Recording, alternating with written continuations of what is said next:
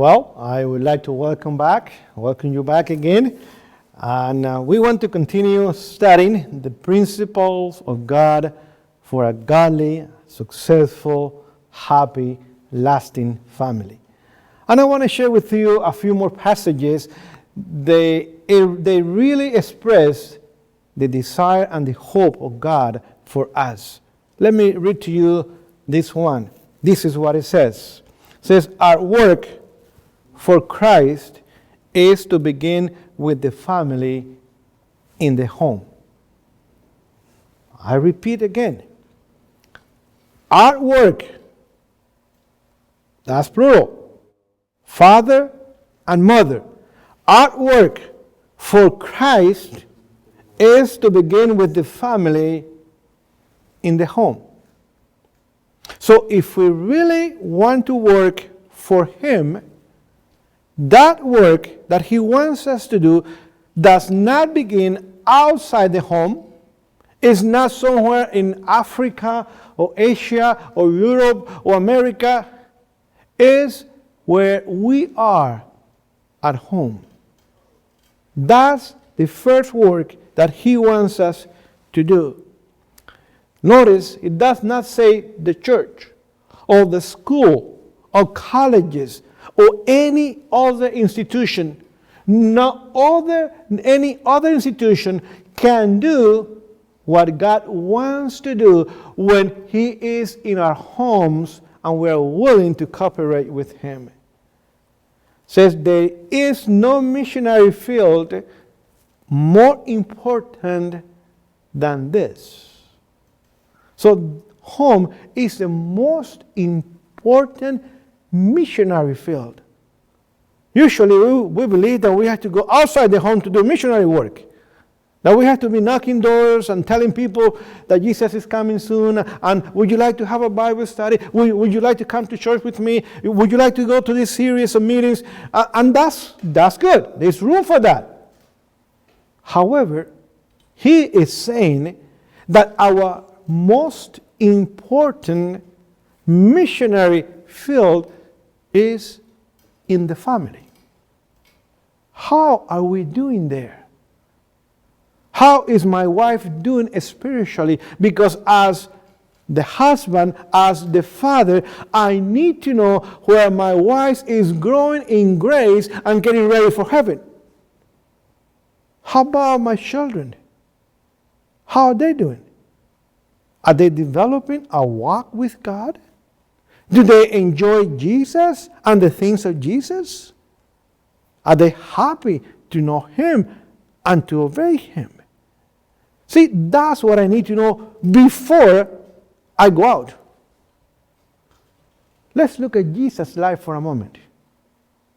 God became man. Imagine that. The incarnation.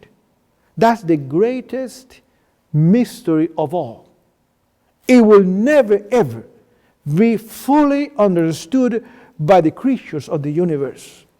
But in one person you have divinity 100% and also you have humanity 100%.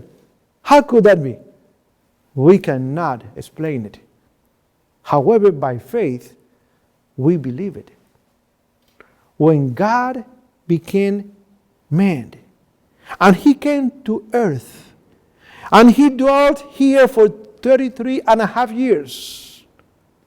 Out of that time, almost 90% of the time, He devoted it to His family.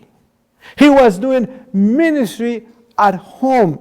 He was ministering to Mary, to Joseph, and his brothers. He was doing for 30 years, He was doing as much ministry as He did later outside the home. For 30 years, He did not preach a single sermon. He did not give a single Bible study. He did not knock on some other people's house. He did not distribute literature. He did not perform a single miracle. When He could have done that and much more. And He had the power. And also He would have been the best of all. For 30 years, he was teaching us. He was showing us that his work and our work is to begin at home. And that work takes time. It took him 30 years. In some cases, perhaps it might take fewer years or even more years.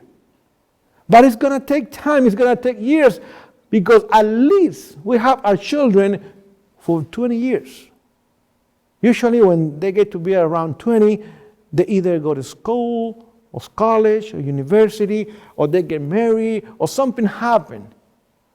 But at least we had them for 20 years. So it takes time. And when his work was done there, when the work was completed, it was accomplished, then and only then he stepped out of the home. And then he began his public ministry. But notice this. When he began his public ministry, he began at a wedding.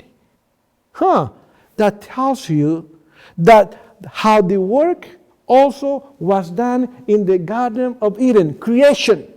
And then a wedding, a marriage. Jesus' ministry was done at home. Then his public ministry, another wedding. His number one miracle was done and performed there. When we get to heaven, once again, the first thing that we are going to do is to participate of the Lamb wedding and his supper also. So a wedding in creation, a wedding when Jesus' ministry began, and a wedding when we get to heaven. See, Jesus is interested in marriage, in families, in homes. Then we need to realize that he wants us to stay home and to do the work that he has given to us. A work that he has given to us to do at home. And only when that work is done, when the work is moving forward, where we are growing in grace, then and only then we have something to give to the world.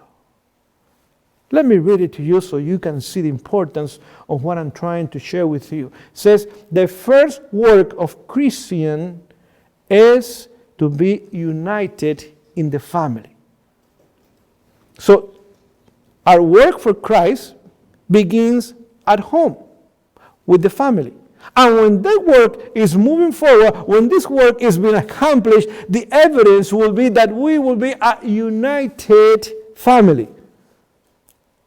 We're not going to be separated, going different places. We're going to be united. We're going to be on the same page. We're going to be moving forward in the same direction. Then the work is to extend to the neighbors nigh and far off. United family, because Christ has come into the home. He has put aside all the divisions, strifes, fights, discontent, and happiness. Now the family is united. The family is moving forward. The work is moving forward by the grace of God. Then, and only then our work for Christ is to go to the neighbors, nigh and far off. Those who have received light are to let the light shine. See, if we have Jesus, we have light, because he is the light of the world. If we do not have Jesus, we have nothing to share. We are in darkness. There is no light. When he's in us and then he's in our homes, then we become a light, a beacon of light in that community. Then that light shines. Then people can see. And not only shines, that light also gives warmth. And people like to come to that. Because the world is cold, indifferent. People don't care about anybody else. They just care about themselves. Everybody else, good luck with you. But when we have a Christian, a godly family that has been shining at home, eventually that light will shine outside the home, and the neighbors, co-workers, people that know us will see the light even from far. And they will see that that light is making a difference, that that light is dispersing the darkness. Darkness are moving back and moving away, and light has come. And then when they see the light, they will go to the light and they will feel the warmth, the friendliness, the love of us for them. This is a beautiful statement. God wants us to be light. And He is willing to come to our homes, and then the presence of Jesus there will make us people that will be reflecting that beautiful life of Jesus. We have no light. It's going to be His light. But that light will be reflecting, and the people will be able to see it. I continue reading. Reading says, by many, this home field has been shamefully neglected. Notice, he's talking to us. Because when I'm reading from the Christian home, that book was written for us. So the majority of us, we just read it, has neglected shamefully that home field. See, we are too busy. We're running around. We want to get this and we want to get that, and we want more money and promotions and places to go and places to eat and places to buy and more friends and more entertainment. And then what is happening? We are so busy and we are so much into hurriness. There is no time for home. There is no time for God even. We are too busy. From Sunday to Friday. And then on Sabbath, guess what? We might go to church, but we get there a little late because we need to sleep in a little bit so we can have some rest.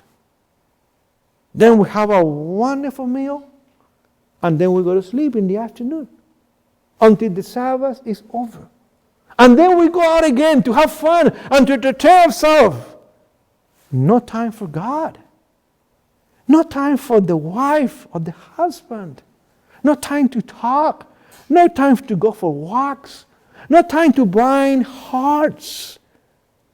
No time to love each other.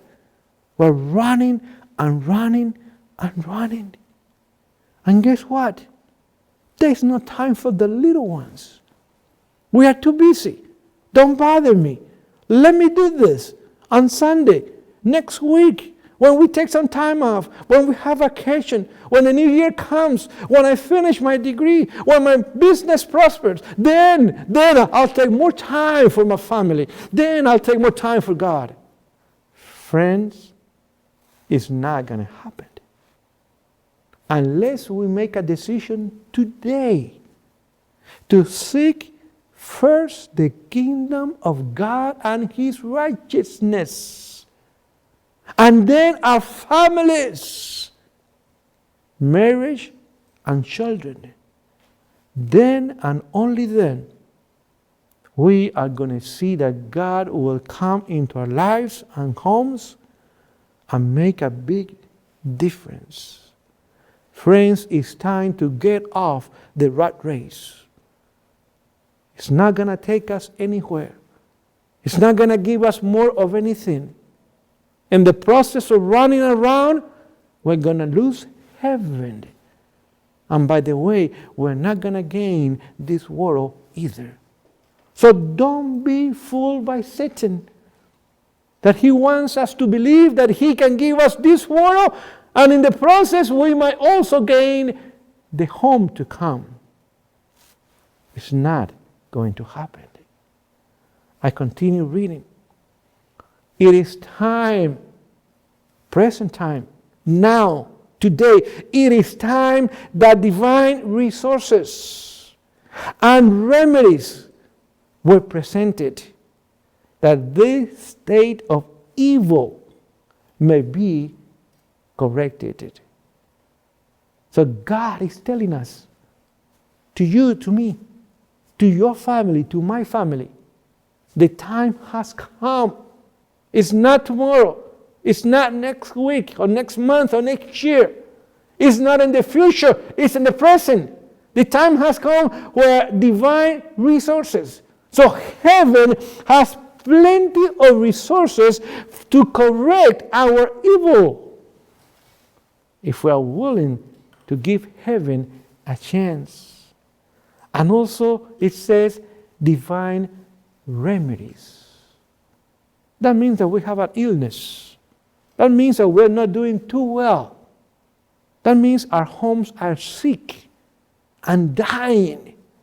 But heaven has remedies for that illness, for that disease. Heaven can heal the wound. Heaven can take away the pain and the illness and the failures and the crisis if we're willing to connect with heaven. Then and only then, that state of evil will be corrected. Friends, is not running to therapists and counselors and ministers and professors and doctors. Is allowing Jesus into our homes that will bring the divine resources and also the divine remedies to heal the illness that we're suffering right now. Continue reading to you from the same book. It says the mission of the home extends beyond his own members. The Christian home is to be an object lesson illustrating the excellence of the true principle of life. That means that your home and my home is a school. A school that the people can come to. And when you come to school, is to learn. Is to have new knowledge. Is to get answers. Is to see that you are progressing and moving forward. That's where your home and my home should be. It goes beyond our walls. And the people should be able to see us and say, yes, that home is a godly home. That home is moving forward. That home is progressing. That home is going up. They can also realize that God is already building our homes, and that He is willing and able to build their homes as well, if they allow Him to do the work that we have allowed Him to do for us and in us. Says such an illustration will be a power for good in the world. In an illustration, that means people can see it. They can touch it. It's tangible. It's not something that they just hear. It's not something that they are thinking about. It's not just an idea. It's not just another theory. It's real. It's real. They can see it's an illustration. They can see that the power that the home, your home and my home, godly homes are exerting upon the world is for good.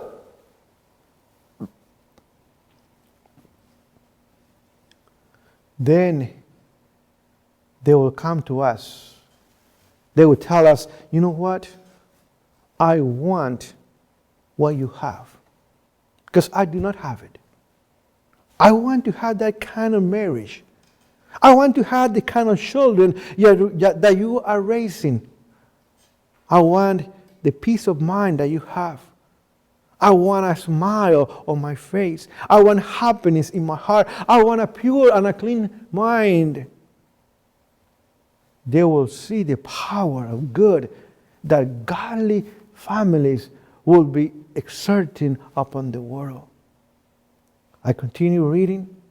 As the youth go out from such home, that means a time will come when your children, my children, they will grow up. They will be adults. It will be time for them to go out to the world. Perhaps universities or marriages, business, whatever, mission field, whatever. As the youth go out from such home, the lessons they have learned are imparted. So now our children, instructed in the principle of God, walking with God, they will become teachers. And the people will be able to see and then to hear that young people, instead of going into the world, instead of following the crowd, instead of being one among many, our children will distinguish themselves for the way that they behave, the way they talk, the way they treat other people, the way they do whatever they do. They will be a light. And then they will be able to impart to others the lessons that they had learned at home. I continue my reading. It says, nobler principles of life are introduced into other households. So now they have become missionaries. Perhaps they don't even know it. But as they visit people, or perhaps as they live with other families, says nobler principles, plural, not just one of them, all of them, by the grace of God, are going to be introduced into other households. So they're going to be sharing the good news. They're going to be missionaries to other families. And an uplifting influence works in the community. Oh, this is beautiful. Not only other homes will be introduced to nobler principles, but the community, the neighborhood will notice. They will see young people who are walking in the narrow way. Godly, decent, hardworking, pure, holy young people who are not just going like everybody else. They are not following the crowd. They are not among the majorities, but they are willing to distinguish themselves as missionaries, as godly people for God. And even the community will be impacted and uplifted. Imagine the influence of one person in a community where you may have hundreds, even thousands of people. God has said, He has promised that the children that will come out of homes will make an influence, will make an impact into the community, and the people will see the power of God unto salvation. I want to finish by just giving you the example, and this example is an easy one. There was a Baptist deacon one time that was asked to preach. The pastor was out of town and everybody else that could preach. So they told him, you're preaching on Sunday. And he says, I had never preached. I had never done it. I don't know even how to put a sermon together. He said, well, you have a week to get ready because you're the only one that we can ask. Well, he went out and he brought the sermon. This sermon is based on Proverbs 22:6 that says that we should instruct our children in the ways of the Lord and they will not depart from it. The title of the sermon is The Duty of Parents to the Children. And he got there on Sunday and then he just began to read the sermon. Says, well, I'm going to get done with it, close the book, go home. Well, halfway through, he was now weeping and crying and sobbing. And he tried to hold on to the pulpit, trying to control his emotion, but he was overcome by the Spirit of God. And he ran home. A few hours later, a couple of brothers went to see him and says, what happened to you, brother? He says, well, I was preaching to you something that I'm not living up at home. I don't have a godly home, but I want to have one. You know who that man was? William Miller. William Miller. 2 years later, when by the grace of God he had a godly home, when he was being a husband to his wife and a godly father to his children, God called him to preach the first and the second angels' messages. Friends, we have been called to preach the three angels' messages, not just two of them. Our work is greater, and we cannot do the work in the world unless we're willing to have it done and completed at home. May God bless us. May we be inspired to go home and allow Jesus to do the good work that He's willing and able to do for us.